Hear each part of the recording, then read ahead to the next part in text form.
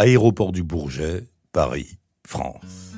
Un jet privé, le Gulfstream 4, l'avion du richissime homme d'affaires égyptien Mohamed Al-Fayed, atterrit.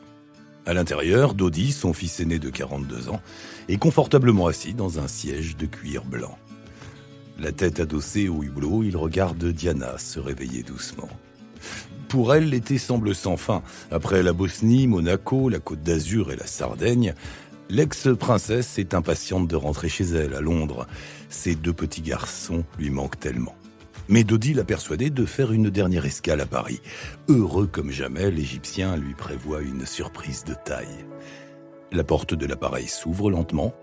Les 2 amants se préparent à descendre. Nous sommes le samedi 30 août 1997. Il est 15h20. Podcast Story. Vincent est paparazzi. Collé au grillage qui surplombe la piste d'atterrissage, il est positionné face à l'appareil. La nouvelle idylle de la princesse des cœurs est le feuilleton de cet été. Chacune de ces apparitions déchaîne les foules et fait les gros titres de la presse people. Pour Vincent, c'est un moment à ne surtout pas louper. Surtout qu'à l'époque, on sait Diana éprise d'un autre homme, le chirurgien pakistanais Aznat Khan, l'amour de ma vie, comme elle disait.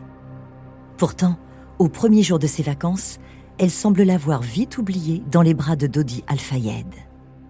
Ça y est, Diana apparaît. Vincent enclenche son objectif et mitraille l'ex-princesse de Galles. Des centaines de flashs crépitent dans tous les sens. Oui, Vincent n'est pas seul. Un bon paquet de paparazzi est là aussi. Trevor Rhys-Jones, ancien militaire et garde du corps personnel de Dodi Al-Fayed, se tient devant Diana.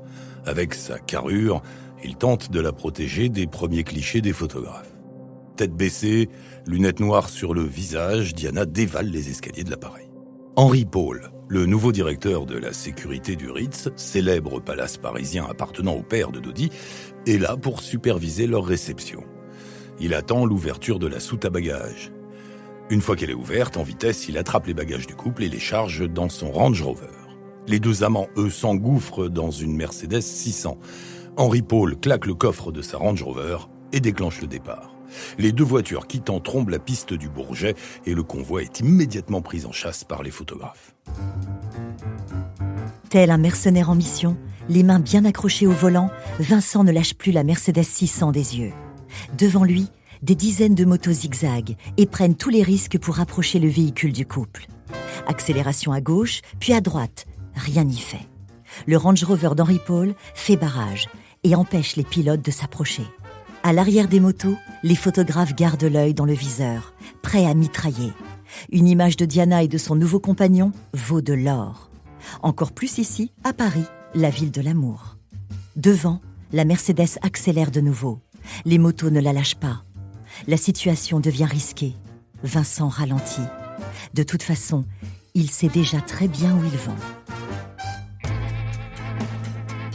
16h34. Diana et Dodi arrivent à Neuilly-sur-Seine, où se trouve l'hôtel particulier des Windsor, loué par la famille Al-Fayed. C'est un élégant bâtiment du 19e siècle, à l'orée du bois de Boulogne, où le couple voudrait s'installer prochainement. Mais surprise, après seulement quelques minutes à l'intérieur, les 2 amants sortent et s'engouffrent de nouveau dans la Mercedes. La voiture file maintenant dans le 8e arrondissement, en direction de l'un des appartements privés de Dodi. Les photographes les suivent à la trace. Face à l'immeuble haussmannien, à 2 pas de la place de l'Étoile, c'est déjà la cohue. Supportant la chaleur, des dizaines de paparazzi attendent, déterminés sous les fenêtres du bâtiment. Pendant près d'1 heure, Dodi et Diana restent enfermés dans l'appartement. 18h, le célèbre joaillier Alberto Repossi raccroche le combiné et pousse un ouf de soulagement. La horde de photographes qui suit le couple à la trace a empêché l'Égyptien d'être à l'heure au rendez-vous. Ça fait presque 2 heures que le bijoutier italien attend. Dodi arrive discrètement. En apercevant briller sur le comptoir en marbre le superbe bijou, il sourit. C'est une étoile en diamant baptisée « Dis-moi oui ». Dodi est sûr de lui, surtout que cette bague, c'est Diana qui l'a repérée quelques jours plus tôt à Monaco. Alberto Repossi la dépose délicatement sur le petit coussin blanc et referme le couvercle de la boîte. Dodi Al-Fayed, les yeux rivés sur le bijou emballé, se fait déjà le film de la soirée. Paris, la ville de l'amour, c'est bel et bien l'endroit idéal pour la demander en mariage. Ce soir, une surprise de taille attend l'ex-princesse. Pour dîner, les deux amants choisissent de se rendre chez Benoît, un bistrot chic du quartier du Marais. Encore une fois, Vincent joue bien son coup. Discrètement installé dans la cage d'escalier de l'immeuble d'en face, il est là, prêt à mitrailler leur arrivée. Mais la foule de paparazzi complique encore la situation. En quelques minutes, la rue est assiégée de photographes et la circulation empêche la Mercedes d'avancer. Diana n'en peut plus. Et Dodi change les plans. Retour au Ritz. Au loin, Vincent voit la voiture entamer un demi-tour. Dans la petite cage d'escalier de l'immeuble, son cri de colère résonne à tous les étages. Dans les cuisines de l'Espadon, le restaurant du Ritz, le chef Jean-François Girardin s'active. Il vient à l'instant de recevoir la consigne. Dodi et Diana rejoignent l'hôtel pour y dîner tranquillement. Il ouvre les frigos, allume les fourneaux et impose ses premières directives au personnel. Léger, coloré et appétissant. Pour ce repas entre amoureux, Jean-François le sait, il ne faut pas se rater. Surtout que dans les couloirs du Ritz, la rumeur des fiançailles est déjà connue de tous. Devant l'hôtel, les objectifs des caméras surprennent encore le couple qui arrive. Diana s'agace, Dodi perd patience et réclame de dîner dans une salle isolée. Dans la minute, l'affaire est réglée. Après tout, cet établissement appartient à son père. À 21h25, le couple s'installe enfin au calme dans la suite impériale. Au même instant, dans les cuisines, Jean-François Girardin peaufine les derniers détails du plat qu'il a concocté. De la sole de Douvres, accompagnée d'une omelette aux champignons et aux asperges. Avec un membre du personnel de l'hôtel, c'est lui qui monte servir son plat à Dodi et Diana. Dans la cuisine, les heures sont longues. Jean-François, le nez dans son cahier, prépare sa commande du lendemain. Machinalement, il lève de temps en temps la tête en direction de l'entrée, guettant avec impatience le retour des assiettes. À 23h, le verdict tombe enfin.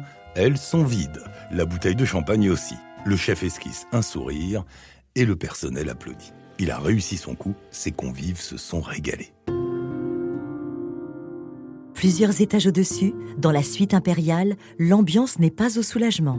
Derrière la grande baie vitrée de la chambre, l'ancienne Altesse voit le palace toujours cerné par les objectifs. Partout, aux abords du bâtiment, les photographes veillent et attendent de pied ferme la sortie du couple. Comment leur échapper ? Dodi, la bague de fiançailles dans la poche, s'impatiente. La sonnerie du téléphone réveille en sursaut Henri Paul, avachi devant sa télévision. Au bout du fil, c'est la réception du Ritz. Dodi l'appelle en renfort. Bien qu'il ne soit plus en service, l'homme de confiance de la famille Al-Fayed n'a pas le choix. Il attrape sa veste, ses clés et descend en toute hâte les escaliers de l'immeuble. À 23h20, Henri Paul entre dans le palace, commande son double whisky et file rejoindre Dodi et Trevor Rhys-Jones. Tous deux sont déjà en grande discussion dans le salon privé. Pour préserver Diana des photographes et rejoindre l'appartement de Dodi, ils élaborent un stratagème. Faire croire aux paparazzi que le couple reste ici pour la nuit. Quelques minutes plus tard, garée devant l'hôtel, la Mercedes 600 quitte son stationnement, vide. La Range Rover la suit, vide aussi. Sous les yeux médusés des photographes, les deux véhicules disparaissent au loin. Certains commencent déjà à ranger leur matériel. Ils reviendront demain. Il est minuit passé de quelques minutes. Nous sommes le dimanche 31 août 1997. Au 3e étage de l'immeuble qui surplombe le pont de l'Alma, dans le 8e arrondissement de Paris, Madeleine n'arrive pas à dormir. Avec la chaleur qu'il fait ce soir-là, elle ouvre en grand la fenêtre de sa chambre pour le reste de la nuit. En tirant le rideau, elle aperçoit en contrebas Mathieu et Stéphane, les deux policiers du quartier qui, comme d'habitude, font leur petite ronde du soir. La nuit est calme, rien à signaler. D'un petit signe de tête, tous les trois se saluent. Au même moment, garé dans l'ombre de la rue Cambon, à la sortie arrière de l'hôtel du Ritz, Henri Paul s'installe au volant d'une Mercedes 280 S. Trevor Rhys-Jones, lui, check la rue, personne à l'horizon. D'un petit signe de tête en direction de la porte de sortie, Il donne son feu vert. Les deux hommes assis à l'avant attendent dans l'obscurité du véhicule. Soudain, la porte s'ouvre, les deux amants se précipitent à l'intérieur de la voiture. Dans la seconde, les premiers flashs viennent éclabousser les vitres teintées de la Mercedes. Et oui, loin d'être dupes de ce genre de combine, certains photographes n'ont rien loupé de la petite mise en scène. Parmi eux, bien sûr, Vincent, tout sourire derrière son objectif, il se régale et il mitraille. Henri Paul allume plein feu et démarre en trombe. Il est minuit 20. Sur l'avenue des Champs-Élysées, la circulation est bouchée. Ni une ni deux, la Mercedes fait demi-tour et s'engage cours la reine. Les deux mains posées sur le tableau de bord, Trevor Rhys-Jones garde les yeux rivés sur la route. À l'arrière, Diana s'agrippe au bras droit de Dodi. Les photographes, loin derrière, ne parviennent plus à suivre. Vincent, lui, a bien compris la trajectoire prise par le véhicule et il continue sa course. Henri Paul ne ralentit pas, pire, il accélère. Diana, qui n'a pas sa ceinture, s'accroche de plus en plus fort au bras de Dodi. Lancée à près de 150 km/h, la Mercedes noire s'apprête maintenant à s'engouffrer dans le tunnel du pont de l'Alma. Mais dans la descente, une Fiat Uno blanche lui barre subitement le chemin. Henri Paul freine brusquement et enclenche un rapide coup de volant côté gauche pour éviter de percuter le véhicule. Trop tard. La Mercedes glisse contre le trottoir, enchaîne un tête-à-queue et se fracasse de plein fouet sur le 13e pilier de l'édifice. Le bruit assourdissant du choc fait sursauter Madeleine. Elle se précipite à la fenêtre. Depuis l'intérieur du tunnel, le son du klaxon bloqué continue de résonner. Il est exactement minuit 26. À la caserne des pompiers de Paris, Christian est en service de nuit. C'est lui qui décroche l'appel. Au bout du fil, Madeleine a la voix tremblante. D'un coup, le standard s'illumine. Christian déclenche immédiatement le signal d'alarme. Quelques secondes plus tard, en bas, les moteurs des camions se mettent en route. Vincent ralentit. Le temps s'est figé. Il s'arrête, sort de la voiture et s'approche lentement de l'entrée du tunnel. En bas, à quelques mètres, la Mercedes est explosée contre un pilier. Vincent descend, ouvre la porte arrière droite et vérifie le pouls de Diana. Elle est vivante. Il recule, braque son objectif sur l'ex-princesse et enchaîne une série de clichés. Crissement de pneus et portière qui claque, Vincent n'est déjà plus tout seul. Autour de lui, une forêt d'objectifs se pointe sur la carcasse de la voiture. Alertés par des passants en panique, Mathieu et Stéphane, les deux policiers, font demi-tour et courent en direction du pont. Arrivés devant l'entrée du tunnel, ils n'en croient pas leurs yeux. La scène est irréelle. Encastrée dans un pylône, une voiture est illuminée par des centaines de flashs. Autour de la carcasse, une quinzaine de paparazzi s'agitent. Stéphane appelle du renfort. Mathieu, lui, tente de se frayer un chemin jusqu'au véhicule, mais les photographes lui bloquent l'accès. Au même instant, Frédéric Maillet rentre tranquillement d'un dîner d'anniversaire. Dans son véhicule de fonction, le médecin urgentiste au SAMU de Garches et membre de SOS Médecins arrive au pont de l'Alma. Alerté par les véhicules qui bloquent l'accès du tunnel, Frédéric s'arrête net. Instinctivement, il attrape sa trousse de secours, un masque à oxygène et se précipite à l'intérieur. De loin, en voyant la voiture, il comprend immédiatement. Il est minuit 28. Dans l'appartement du préfet de police de Paris, la sonnerie du téléphone retentit. La voix embrumée, Philippe Massoni tente de répondre normalement. Au bout du fil, les informations fusent. La situation est grave, il faut réagir vite. Seul dans son grand bureau, les yeux dans le vide, Philippe se laisse tomber sur sa chaise. Il décroche le combiné et compose le numéro de la ligne directe de Jean-Pierre Chevènement, le ministre de l'Intérieur. Moins d'une demi-heure plus tard, les deux hommes arrivent sur les lieux du drame. L'ambassadeur de Grande-Bretagne est déjà là. Sous le tunnel, de puissants projecteurs installés par les secours illuminent de nouveau la carcasse. Dans tout le quartier, les gyrophares illuminent la rue, les sirènes retentissent. C'est la panique. Trevor Rhys-Jones est difficilement désincarcéré du véhicule. La langue coupée et une bonne partie du visage arraché, il est grièvement blessé mais vivant. Allongé au sol, il est désorienté et balbutie quelques mots en anglais que personne ne comprend.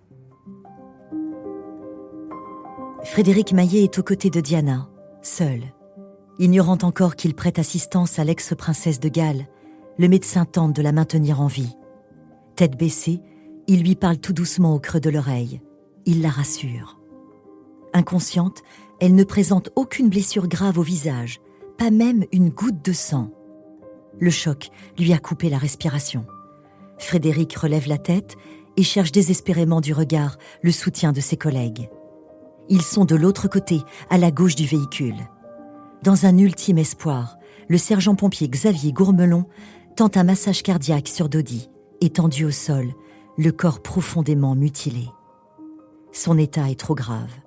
Comme Henri Paul, le fils aîné du milliardaire égyptien Mohamed Al-Fayed a été tué sur le coup. Dehors, les paparazzi assiègent toujours le pont de l'Alma. Et depuis près d'une heure, Mathieu et Stéphane, les deux policiers, les retiennent à bout de bras. La tension est palpable. Mathieu est furieux. Pour lui, la situation est très claire. La voiture s'est crashée après avoir tenté de fuir les photographes. La brigade criminelle en arrête 7, accusés d'avoir pris des images de Diana mourante. Ils sont immédiatement conduits au poste. Devant le 13e pylône, les pompiers tentent de sauver la princesse. Allongée sur le sol, elle s'agite, s'endort et ouvre les yeux par moments. Frédéric l'aide toujours à respirer. Le sergent-pompier Xavier Gourmelon s'assoit à ses côtés. Les yeux ouverts, Diana le regarde et lui adresse ces derniers mots. « Mon Dieu, que s'est-il passé ?» Xavier lui serre la main et lui chuchote quelques mots en anglais. Il tente de l'apaiser. Il est 1h50. Au 3e étage de l'hôpital de la Salpêtrière, Monsef Daman, 33 ans, se repose tranquillement en salle de garde. La nuit est calme. Tout en feuilletant son magazine, il prend son téléphone qui vibre sur la table. C'est Bruno Rioux, l'anesthésiste de garde en chef, qui lui demande de venir immédiatement. Monsef le sait, si l'appel vient d'un collègue de haut niveau, l'affaire est grave. Il se lève rapidement de sa chaise, rejoint la cage d'escalier et dévale les marches 3 par 3, direction les urgences. Au même instant, escortée par 2 motos et plusieurs voitures de la police, l'ambulance roule à faible allure. À l'intérieur, c'est la panique. Le cœur de Diana vient de s'arrêter. Les secours s'acharnent. Il est 2h02. Son cœur repart et le convoi redémarre. Devant les portes des urgences, Monsef et Bruno se précipitent vers le brancard. Les 2 hommes se mettent immédiatement au travail. Entre leurs mains, la vie d'une princesse, adulée dans son pays, adorée dans le monde entier. La pression est immense. À 3h30, le professeur Bruno Rioux sort du bloc opératoire et appelle le ministre. Il doit le prévenir de la situation. Diana va maintenant subir un massage cardiaque interne, une manœuvre de réanimation extrême réalisée thorax ouvert. C'est l'opération de la dernière chance. Les minutes passent. Il est 4h51 quand le verdict tombe. Diana Spencer, 36 ans, ancienne épouse du prince Charles et mère de 2 enfants, a succombé à une hémorragie pulmonaire. La nouvelle se répand comme une traînée de poudre. Les clichés, eux, sont immédiatement saisis par la police et retirés du marché. Pas une seule photo n'est autorisée à être publiée. Il est 5h52. Dans 8 minutes, les premiers journaux télévisés vont débuter.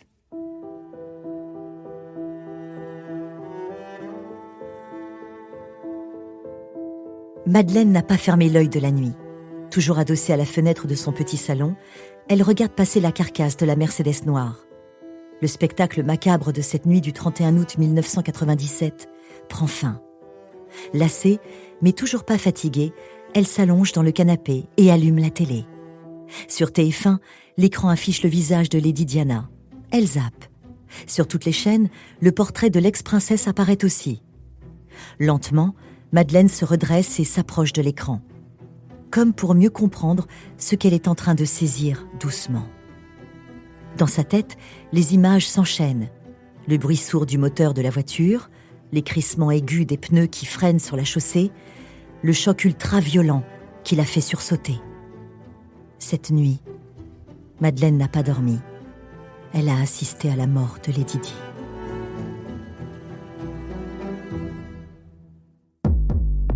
Podcast Story. On a tous une histoire à écouter. Ne manquez aucun épisode de Podcast Story. Abonnez-vous et mettez 5 étoiles sur Podcast Addict, Amazon Music ou Spotify.